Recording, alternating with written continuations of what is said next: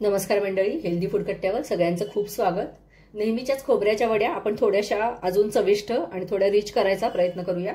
म्हणजे काय होतं माहिती का, या खोबऱ्याच्या वड्या नेहमीपेक्षा कमी वेळात पण होतात आणि चवीला पण खूप सुरेख लागतात।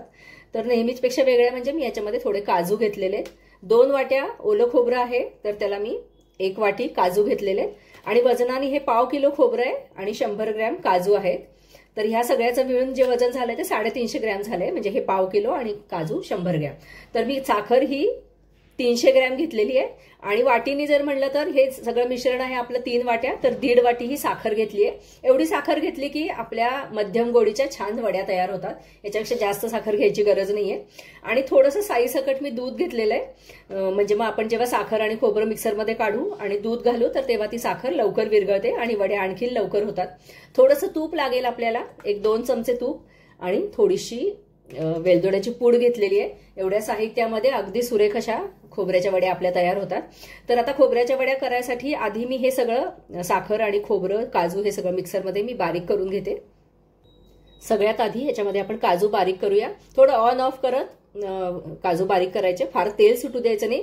तेल सुटलं तरी काही फार प्रॉब्लेम होत नाही, पण एखाद्या वेळेला गाठी होऊ शकतात, नीट व्यवस्थित मिक्स होत नाही ते, तर म्हणून ऑन ऑफ करत असं भरडशीर काजूची पूड करायची। अगदी काही सेकंदात हे बघा काजूची छान अशी मस्त पूड झालेली आहे। आता ह्याच्यामध्ये मी खोबरं आणि साखर मिसळणार आहे, 2 वेळा करावं लागेल।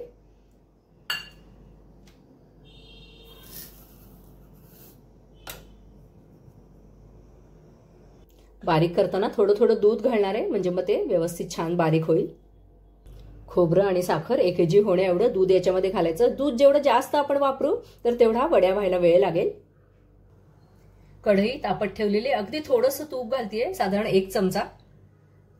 आता उरलेलं खोबरं आणि साखरेचं पण मिश्रण मिक्सरमध्ये बारीक करते आणि मग आपण ते कढईत घालूया।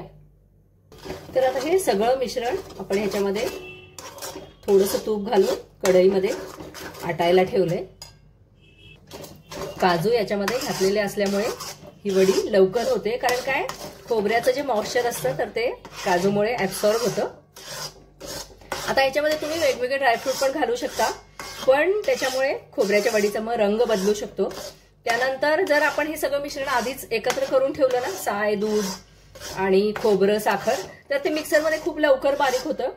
पण माझी कढई अल्युमिनियमची असल्यामुळे मी आधीपासून मिश्रण एकत्र करून ठेवलं नाही। तुम्ही जर कढईमध्ये मिश्रण एकत्र करून ठेवलं आणि नंतर मिक्सरमध्ये काढलं तर ते लवकर बारीक होतं।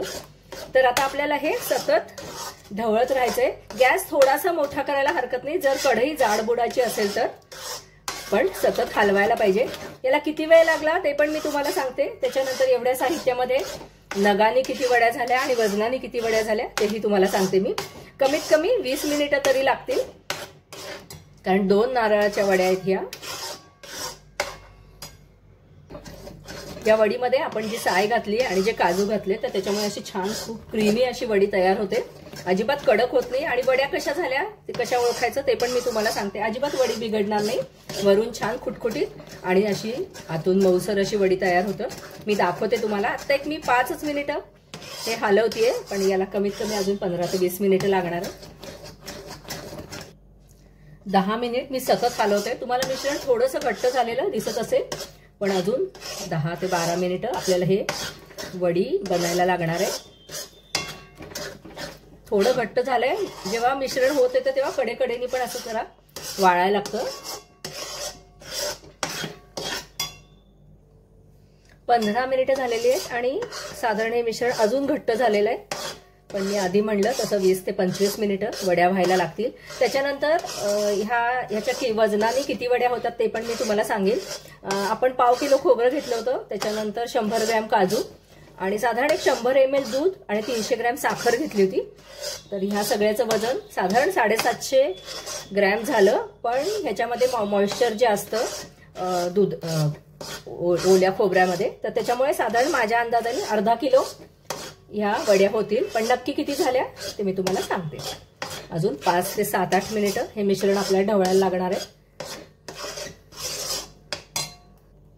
मिश्रण घट्ट झालंय, पण हे बघा हा जो गोळा आहे तो असा हाताला चिकटतोय, याचा अर्थ वडीसाठी आपलं मिश्रण तयार नाहीये, अजून आपल्याला परतायची गरज आहे।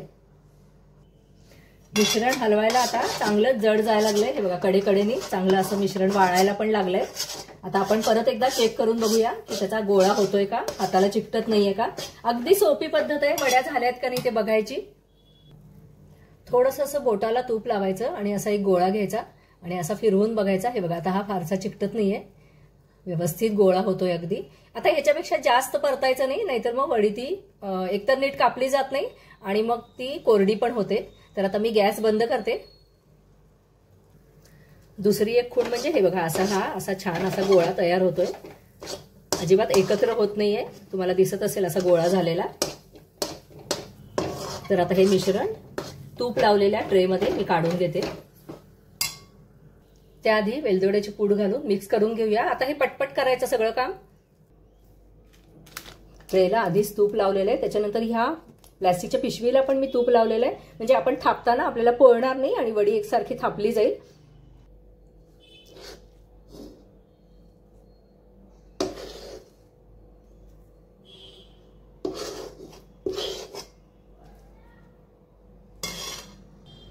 मिश्रण हे लगेच घट्ट व्हायला लागतं. चमच्याचं पण मी मिश्रण काढून घेते आणि आता हे सगळं मिश्रण आपण एकसारखं थापून घेऊ.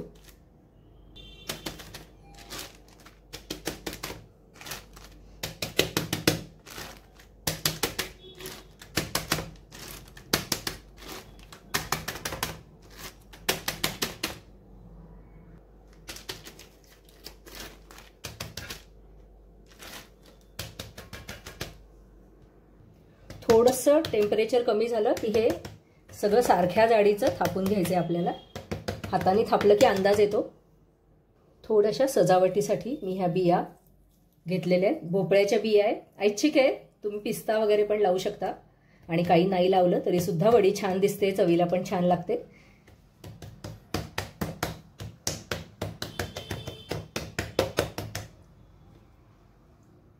आता हे साधारण तासभर हे मिश्रण असंच ठेवायचं. हे मिश्रण गार झालं की आपण त्याच्या वड्या पाडायच्या. पूर्ण गार मिश्रण होऊ द्यायचं नाही, नाहीतर मग वड्या नीट पडत नाही. साधारण कोमट झालं की वड्या पाडायच्या आणि मग नंतर पूर्ण गार झाल्यावर त्या वड्या काढायच्या. एक 20 मिनिटं झालेली आहेत आणि हे मिश्रण पूर्णपणे गार झालेलं आहे. तर याच्या मी आता वड्या पाडते. मी नेहमी उलटण्याने वड्या पाडते, म्हणजे मग काय होतं की चरे पडत नाहीत ट्रेला.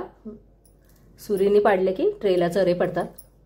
तुम्हाला हव्या त्या आकाराच्या आणि तुम्ही डायमंड शेपच्या वगैरे पण वड्या पाडू शकता. मी चौकोनी वड्या पाडणार आहे.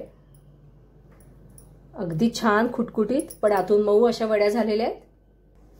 या साईजच्या नगानी 42 वड्या झाल्या आहेत. मी आता तुम्हाला ते वजनाने पण मोजून दाखवेन. आणि हे बघा, ही वडी अशी छान अशी खुटखुटीत झालेली आहे. छान सुबक वड्या झालेल्या. मिक्सरमध्ये जेव्हा आपण मिश्रण काढतो तर अशा छान नितळ वड्या होतात. अजिबात कुठेही वडी काढताना त्याचा अजिबात चुरा पडत नाहीये. हे बघा, अशी छान वडी झालेली आहे. एक टीप तुम्हाला सांगते वड्या करताना. आता ह्या जर वड्या अशा चिकटल्या असं जर आपल्याला वाटत असेल, जर ते निघत नसेल तर 1 मिनिटभर किंवा अर्धा मिनिट एक गॅसवर हा ट्रे गरम करायचा किंवा वाफेवर ठेवायचा, म्हणजे मग त्या वड्या छान सुटतात. तर मंडळी, अशा ह्या सुरेख काजूची चव असलेल्या आणि खूप चवीला पण मस्त लागणाऱ्या आणि हे बघा अगदी अशा खुटखुटीत झालेल्या आहेत आणि तरी सुद्धा छान अशा मऊ वड्या आहेत. तुम्हाला कळत असेल तर ह्या मी जसं आधी सांगितलं तसं नगानी 42 वड्या आहेत आणि वजनाने ह्या बरोबर अर्धा किलो वड्या झालेल्या आहेत. जर तुम्हाला हा व्हिडिओ आवडला असेल तर नक्की लाईक करा, शेअर करा, सबस्क्राईब करा. धन्यवाद.